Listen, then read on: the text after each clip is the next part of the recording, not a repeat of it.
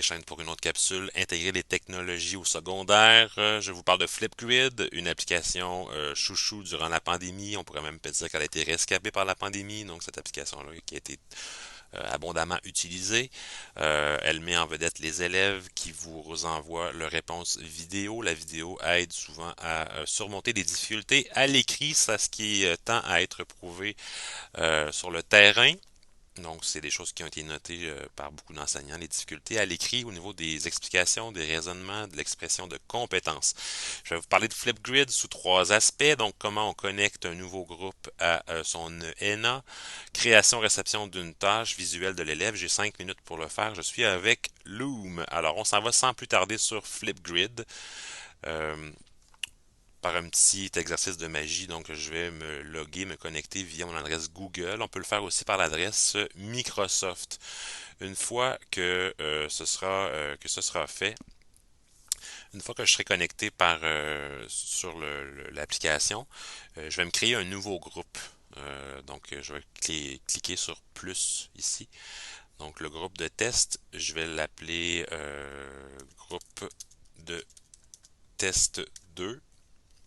Je vais me connecter via Google Classroom. Donc, je veux vraiment passer par Classroom pour me connecter à Flipgrid. C'est un peu ma stratégie. Je crois que c'est le plus facile qui est dans l'optique du début de l'année au niveau de l'efficience. Alors, on reconnaît que j'ai une adresse Google, donc qui me sert à être connecté dans le fond sur mon Classroom, entre autres choses. On me demande d'identifier le Classroom qui sera attaché à ma plateforme Flipgrid, à ces deux plateformes qui vont se parler, dans le fond. C'est un peu ça qu'on veut faire. Donc, le groupe sera créé. J'ai une tâche, un lien ici que je peux copier.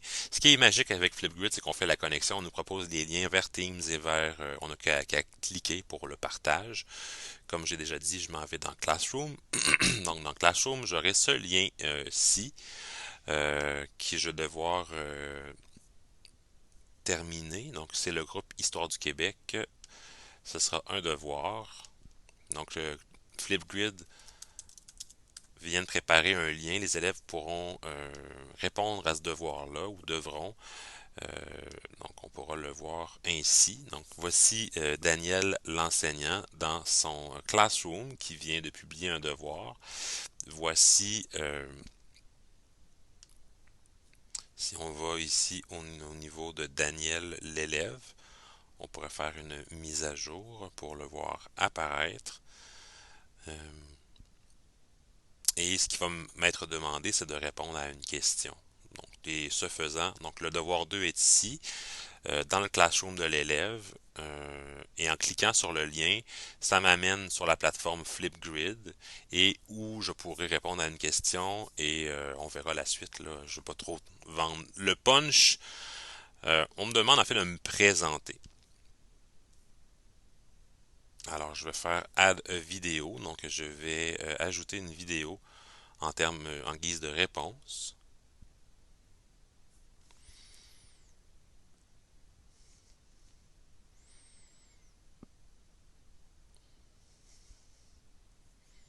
Toujours en attente du lien. Alors c'est parti. Alors bonjour, je suis un nouveau conseiller en intégration de technologies au secondaire. Voilà, je n'ai pas besoin de demander. Donc je vais faire submit. Donc j'envoie ma réponse directement. Elle est déjà dans l'application Flipgrid de l'enseignant. Euh, si je m'en vais dans le Flipgrid de l'enseignant, je vais pouvoir voir cette tâche-là, groupe de test 2. Euh, il y a un membre, il s'appelle Daniel Deschênes et il y a une réponse.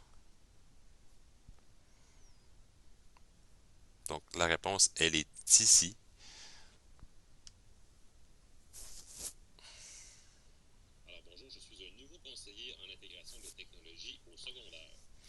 Donc vous voyez dans le fond que j'ai créé un groupe. Je l'ai connecté à mon ENA. Via le Classroom, l'élève reçoit la tâche et la renvoie au Flipgrid. Donc tout est interrelié. La connexion est maintenant faite. J'espère que vous allez avoir du plaisir avec Flipgrid. Je vous dis merci et à la prochaine.